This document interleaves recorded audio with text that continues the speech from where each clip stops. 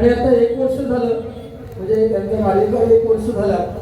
आपल्या एरियातील सर्वांचे लाडके कार्यसम्राट आमदार सन्माननीय अशोकदादा पाटील यांनी या ठिकाणी या मंदिराचं सुशोभीकरण, त्याचप्रमाणे सभागृहावरील शेडचं व अतिशय सुंदर लादीचं काम या त्यांच्या माध्यमातून केलेलं आहे. एकदा त्यांच्यासाठी जोरदार टाळ्या वाजवा आणि त्यांच्या कार्यतत्परतेला सलाम करूया आपण. टायमिंगचं बंधन दोन्ही बोर्ड दिलेलं आहे. पहिली खरं तर 30 मिनिटं दिलेली होती, पण शेवटी विनोद चव्हाण बुवा आहेत, त्यांच्या गायकी ते सगळं बाकी सगळं क्रिएटिव्हिटी वाढवण्याला 1 तास लागतोच. त्यामुळे ठीक आहे, थोडंसं टायमिंगचं बंधन बुवाने गजरामध्ये पाळलं तर मग ठीक होईल, म्हणजे ते चांगलं होईल. खूप चांगलं सांगितलं आहे बुवा, काही शब्द मला बोललेले नाही. परंतु आज गणपती बाप्पाचा 39वा हा वर्धापन दिन आहे आणि त्यानिमित्त आपण बुवांच्या 4 वेळा बाऱ्या झाल्या. माझ्या सुद्धा बुवा 3-4 वेळा या ठिकाणी बाऱ्या झालेल्या आहेत. म्हणजे आपल्यावर लोक ही प्रेम करतात, त्यामुळे वारंवार, त्यामुळे आपण सुद्धा काहीतरी देणं लागतो.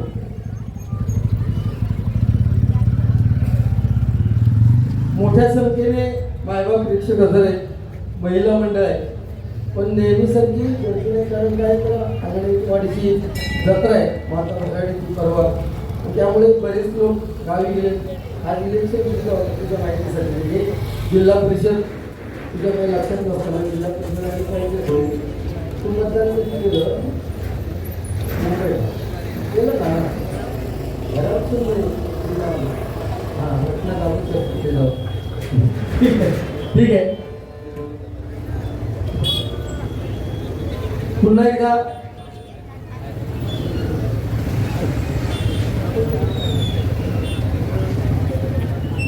सन्माननीय गुरुनाथ नागरेकर यांच्याकडून हे 100 रुपयाचं पारितोषिक पकवान मोदक सागर कदम यांच्यासाठी आलेले आहे. त्याचप्रमाणे सन्माननीय दिलीप सावंत यांच्याकडून माझ्यासाठी 200 रुपयाचं पारितोषिक आलेले आहे. अजय भुवड बुवा भांडुपचे त्याने माझ्यासाठी 100 रुपयाचं पारितोषिक दिलेलं आहे. आणि सन्माननीय गुरुदास सावंत आमचे मार्गदर्शक आणि मित्र, त्यांनी माझ्यासाठी 500 रुपयाचं पारितोषिक दिलेलं आहे. आणि प्रेमाचं प्रतीक म्हणून मला त्यांनी सुद्धा एक डायरी दिलेली आहे. आणि विनोद चव्हाण बुवाला सुद्धा अतिशय छान लिखाण करून त्यांनी ही डायरी दिलेली, ही सुद्धा माझ्यासाठी त्यांनी प्रेमाचं प्रतीक म्हणून माझ्यासाठी डायरी दिलेली आहे. माझ्यासाठी सुद्धा 2 शब्द लिहिले आहेत. आपल्या सिंधुदुर्गचे शान आणि कोकणचा मान आपले सर्वांचे लाडके विजयरूप हो. माझं नाव विजयरूप गुंडू सावंत आहे, गुंडूरूप विजय सावंत नाही. तर तुम्ही तुमचा आधी काय तुम्हाला समाजात नाही. तू मगाशी सांगतो चिटणीसांचे आभार मानतो, नंतर परत सांगतो सेक्रेटरीचे आभार मानतो. सेक्रेटरीच मराठीमध्ये चिटणीस म्हणतात. जो आधी मराठी हस मानायची तो आधी हे विषय समजून घे जरा. मराठी तो शिक्षण कमी झाला, तो 1-3ला नापास झाला, 12वी, तर तू 10वीत 3ला वाटता. हां, तुमच्या विजयी प्रगतीची वाटचाल अशीच चालू राहू दे. आता तुमच्या नावातच विजय आहे आणि तुम्ही यासाठी उत्तुंग शिखर गाठावे ही हनुमंताच्या चरणी प्रार्थना गुरुदास सावंत कालचे नमस्वाडी यांच्याकडून हे पारितोषिक आलेले आहे. आणि या ठिकाणी सन्माननीय गावडे यूट्यूबवाले आहेत, त्यांचे सुद्धा आभार मानतोय. या यूट्यूबच्या माध्यमातून हा संपूर्ण महाराष्ट्रभर कार्यक्रम बघितला जातो. इव्हन राजापूरवरून सुद्धा फोन आले. आणि दुबईचे माझे मित्र सचिन केळुसकर नेहमी मला बक्षीस पाठवून त्यांनी सुद्धा हे दुबईहून मला GPAच्या माध्यमातून 500 रुपयाचं पारितोषिक पाठवलेलं आहे. त्यांचे मी माझ्या भजन मंडळाच्या वतीने आभार मानतोय. मी नेहमी भजनामध्ये सांगत असतो की आपलं भजन हर रामकृष्ण हरी या मंत्रावर अवलंबून आहे. रामाचा आचार, कृष्णाचा हा षडाक्षरी मंत्र आहे. बुवाने सांगितलं की दिसतं ते नाशिवंत आहे आणि दिसत नाही तो परमेश्वर आहे. 100% बरोबर आहे. दिसतं ते नाशिवंत आहे आणि दिसत नाही तो परमेश्वर आहे. पण त्या परमेश्वराला जर आपल्याला बघायचं असेल तर त्या परमेश्वराने आपल्याला सुंदर 2 डोळे दिले जग संपूर्ण बघायला. परंतु त्या परमेश्वराला जर बघायचं असेल तर डोळे बंद केल्याशिवाय तुम्हाला परमेश्वर दिसणार नाही. खूप छान माहिती बुवांनी सुद्धा सांगितलेली आहे. आणि राम, मी नेहमी सांगतो भजनाच्या माध्यमातून, राम समजायला सोपा आहे, राम हा शब्द उच्चारायला सोपा आहे, राम हा शब्द लिहायला सोपा आहे. परंतु कृष्ण, ज्याचं प्रत्येक अक्षर जोडाक्षर आहे, तो कृष्ण समजायला कठीण आहे. कृष्ण हा शब्द उच्चारायला कठीण आहे, तेवढाच कृष्ण हा शब्द लिहायला सुद्धा खूप कठीण आहे. ज्या श्रीकृष्णाला छोटीशी बासरी उचलायला 2 हाताचा आधार घ्यावा लागला, त्या श्रीकृष्णाने अख्खा गोवर्धन पर्वत आपल्या करंगळीवरती उचलून घेतला. तो श्रीकृष्ण ओळखणं फार कठीण आहे.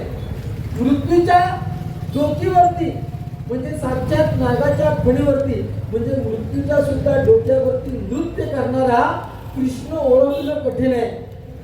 सोन्याची द्वारका असताना सुद्धा गरीब सुदाम्यासारखा ज्याचा मित्र आहे, तो श्रीकृष्ण ओळखणं फार कठीण आहे. महाभारताचं युद्ध क्षणात संपवण्याची ताकद असताना सुद्धा जो अर्जुनाच्या रथाचा सारथी आहे, तो श्रीकृष्ण ओळखायला खूप कठीण आहे. म्हणून ज्याला कृष्ण समजला त्याला आपलं जीवन समजलं. परंतु ह्या कलियुगात सत्य, त्रेता, द्वापर आणि कली, या कलियुगात परमेश्वराच्या जवळ जाण्याचा मार्ग एकच आहे, आणि ते म्हणजे भजन, कीर्तन, नामस्मरण आणि प्रवचन. जेवढं तुम्ही त्या परमेश्वराचं नामस्मरण करणार, तेवढं त्या परमेश्वराच्या जवळ जाणार. कारण प्रत्येकाचं कर्म, तुम्ही जे काय या ठिकाणी करताय, 84 दशलक्ष वेळेनंतर आपल्याला जर मनुष्य प्राण्याचा ध्येय मिळालाय, तर तुम्ही या जन्मात काय करताय ते तुम्हाला या जन्मात फेडावंच लागतं. पूर्वीच्या काळी झालं तर तुम्ही मागच्या जन्मात केलं तर या जन्मात फेडायचं. आता तसं नाही, तुम्हाला या जन्मात केलं तर या जन्मातच फेडावं लागतं. किंबहुना सकाळी एखाद्याचं वाईट केलं असेल तर संध्याकाळपर्यंत तुम्हाला फेडावंच लागतं.